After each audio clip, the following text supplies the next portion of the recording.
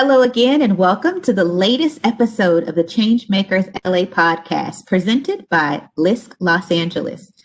The Changemakers LA podcast is a tribute to the people and the places that work to make LA neighborhoods good places to live, work, and play. I'm Tunua Thrash-Intook, the Executive Director of the Local Initiative Support Corporation here in Los Angeles. In today's episode, we're going to cover a timely topic around what's happening around the phrase cancel the rent. What do we need to be concerned about, worried about, prepared for when it comes to the potential evictions crisis that could be looming for folks who have lost employment and are struggling during this COVID-19 crisis? I've got a few friends around the microphone today who are going to, sort of dig into this topic. I want to thank Tom DeSimone, CEO and President of Genesis LA, for being part of this conversation. Welcome, Tom. And I'd like to welcome Tak Suzuki of the Little Tokyo Service Center. He's their Director of Community and Economic Development. And finally, we also have Rudy Espinoza. Rudy's the Executive Director of Inclusive Action for the city. Thank you all for being here and for being able to, quickly dive into this topic of cancel the rent and evictions. So I know I was recently on a panel at USC where we were looking at the looming eviction crisis. We've got housing stability moratoriums that are expiring, that have been extended, but could be expiring as soon as early next year. We've got mounting rent that continues to plague many of our families who are unable to catch up and pay back. And yet we are within a system that, looks at what happens when someone doesn't pay rent, how does that impact the mortgage holder, and how does that impact our full economic system? So Rudy, I know that you've been working with a group of folks here in Los Angeles who have really been grappling with this idea of let's cancel the rent, let's give families a break, and help them through this current crisis. Rudy, tell us a little bit about that work and what's happening right now. Yeah, thanks for having me, Tunua, and the LISC team. I'm really happy to be here with everybody. Inclusive Action is a CDFI. We're a lender. We provide microloans to small businesses that can't get capital from other places. But we also do advocacy. And Tunua, one of the things that we've been grappling with over 300 organizations in this coalition called the Healthy LA Coalition, we've been grappling with the issue of the mounting debt that people are taking on because they can't pay their rent. A lot of the clients that we're working with, small business clients, are months and months behind in their rent now because of the COVID-19 pandemic. And there are a lot of organizations in LA that are mobilizing to raise awareness about this crisis that's taking place in front of us, and asking lawmakers to prepare plans on how we could suspend rent, cancel the rent, and also support mortgage holders and small mom and pop property owners that rely on the rent to make themselves whole as well. And so there's a lot of organizations that are doing a lot of thinking about how can all levels of government support tenants and mom and pop landlords that really need help, that are impacted by a virus that happened to us, that we had no part in creating. I mean, when I hear you say that, for some people it might be abstract, but you lose your job unexpectedly. You already don't have enough savings to weather $400 sort of emergency. And now without income, you've got mounting rent and no way of getting access to the kind of income that would allow you to catch up and even make a dent in what it is that you need to be able to accomplish to stay housed. So Tak, you all at the Little Tokyo Service Center, you've got a portfolio of housing units, many of which I imagine are serving very low income families, some of whom are on fixed incomes, but others who are working in the service sector industry. What are you seeing in terms of sort of the mounting crisis as an owner and holder of mission-based properties? What are you seeing in terms of families' ability to weather the storm right now? Yeah, hi Tunua. Thank you for having me on. With regards to, this issue of people getting behind the rent, it's a serious issue that we've been facing primarily over this entire year. And even previous to this pandemic, the issue of people being able to pay rent for quality housing has been an issue, in particularly in urban areas such as Los Angeles. And what we're seeing in our portfolio is roughly about a 10% rent loss, across our entire portfolio. And the longer this pandemic it will go on, we're essentially getting more requests associated with rent relief, rent forgiveness. But I think for us, the biggest issue is what's looming ahead in 2021 and 2022. Right now with with the eviction moratorium in place, and not all organizations or not all landlords are mission-based organizations like the Little Tokyo Service Center. So really, at the end of the day, I think we really need to start thinking out of the box, and we can't do business as we were doing prior to the pandemic. A lot of our residents in our buildings are essential workers, and as you mentioned, are in the service sector. And as the businesses are closing again here in Los Angeles, we're definitely seeing a rise in anxiety, which is real. So I think moving forward, it's definitely important to have these types of conversations. And I really do appreciate you, Tunua, and LISC for facilitating this discussion to take place.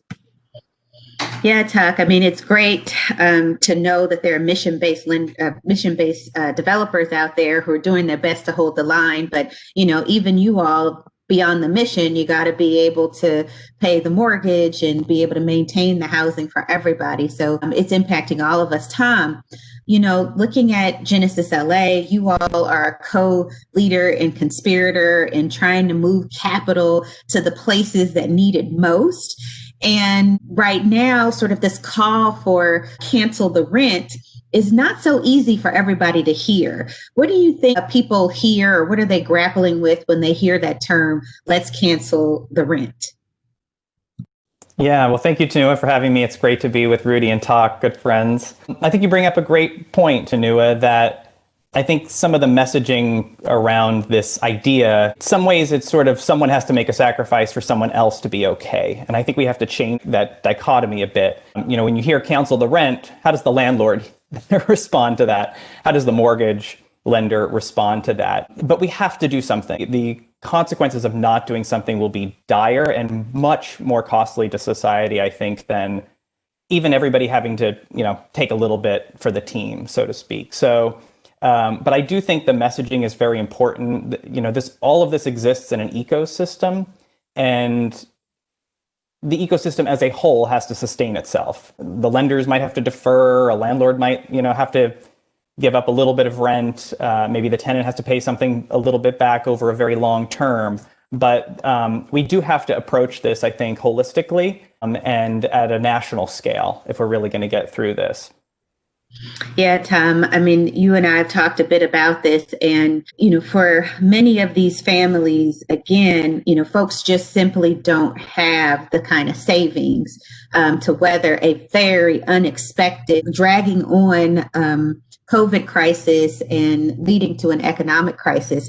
So let's get into what we do next and where we go from here. We've seen a number of studies that show that if UCLA, for example, just put out a great study showing how in low-income neighborhoods, especially Black and brown neighborhoods during the recession the last time around, when folks couldn't pay the mortgage and pay the rent, those units went to larger REITs and LLCs that scooped up properties in neighborhoods and thereby exacerbated this concept of not being able to own and afford in your own neighborhood. So, gentlemen, let's get right to where we go from here. Rudy, we've got the opportunity to let legislators know that it's important that we are there to stand in for families who need our help and support. And isn't part of this so critical? Because if we don't do that, given our homelessness crisis, this is something that we've got to stand up for now so that we don't pay for it even more, both in a human tragedy as well as from a financial standpoint.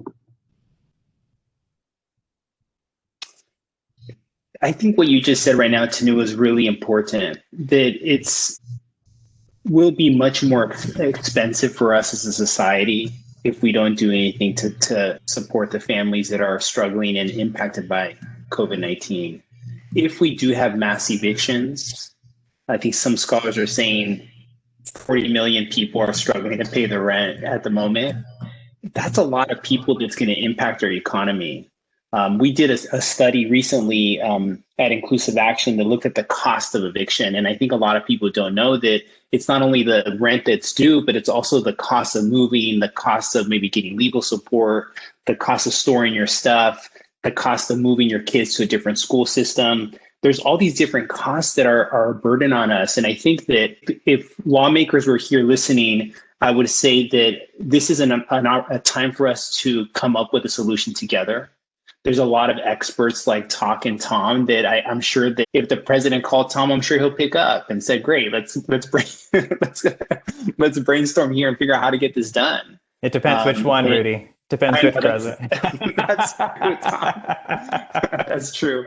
But I think what I find, Tunua, is that unfortunately sometimes in the spirit of just trying to get things done fast and trying to get to the press conference, we're not thinking thoughtfully about how to get things done. And there's people that are dedicated their careers to figuring out how to implement these type of relief systems. And what I would tell legislators is, let's make this a priority. Let's make sure that we're all aligned with the value that everybody should have a place to live. And let's bring to the table the implementers that know how to get this done. And I think we could get it done. I think we could, just like the vaccine companies are working day and night to figure out a vaccine, we could do the same thing for housing. I love it. We need to be Operation Warp Speed for making sure that families stay in their homes, right? And making sure that families are able to remain whole and to be able to dig out of the debt that unfortunately COVID-19 has caused for a lot of folks. Talker Tom, I'm going to just take one last, quick comment from the two of you, and then I'm going to get ready to wrap up. Anything you want to add in terms of where we go from here? What's next? Sure. Yeah, I think right before we got on live, someone was saying, I think it was you, Tunua, about some of the incentive payments that landlords were declining them because they could make more money if they replaced the tenant. And I think, just like the pandemic and a tenant's ability to pay rent or inability to pay rent was not of their doing, there shouldn't be anybody who's able to benefit from that consequence, right? And so potentially, to Rudy's point about legislation and how we deal with this, if we can also take the incentives to not cooperate from the landlord and the lender side off the table, that there isn't a reward. If you were to replace a tenant, for example, the rent has to be what it was for the last tenant. I think there are ways that we could disincentivize folks not coming to the table and help us get to a solution that is equitable for all. I love that. Yes, that's going to be super, super critical. So, Talk, I'm going to get ready to close us out for today. I would say that as far as some of the where do we go from here, we've talked about the concept of cancel the rent, who hears that and how they hear it and why. But behind that, we've peeled back and looked at, we've got real families who we are trying to maintain their livelihood. And our goal is to make sure that happens. From a long-term perspective, I do believe that home ownership still should be a pathway so that we can help people weather these kinds of storms. You can weather it a little better if you happen to be a homeowner. So giving more renters a chance to do that. But in the meantime, it's going to be critical that renters have representation. Rudy, you talked about making sure that we've got resources so that renters can protect themselves during this time. And we've talked about the fact that if we can help someone now with $1, we could save up to $3.50 in the future in terms of additional costs that we have to share and bear as a society because people are not housed well. We've talked about the need for tenant relief, so pools of money that are available for tenants, but we also recognize that there are small landlords and owners who also need support, but we want to make sure that we compel them to participate responsibly, right, Tom? So that if there is a chance to be able to benefit, that they're responsible in how they're benefiting and that they're compelled to do so. So with that, I'll close us out for today in terms of our quick conversation around how do we solve the crisis of the Looming eviction and what it means to call for the canceling the rent. I want to thank Rudy, Talk, and Tom for joining me as part of this really timely and important conversation. Your thoughts and insights were super valuable. This episode of Changemakers LA was made possible by our partner, JP Morgan Chase. If you'd like to learn more about how we support place-based initiatives for housing and economic development, lending at LISC LA, please visit us online at www.lisc.org/Los Angeles and follow us on Twitter at LISC_LA. That's LISC_LA. You can find the rest of the series on iTunes, Spotify, and Google Podcasts. Subscribe to hear more conversations about the people and places that shape Los Angeles.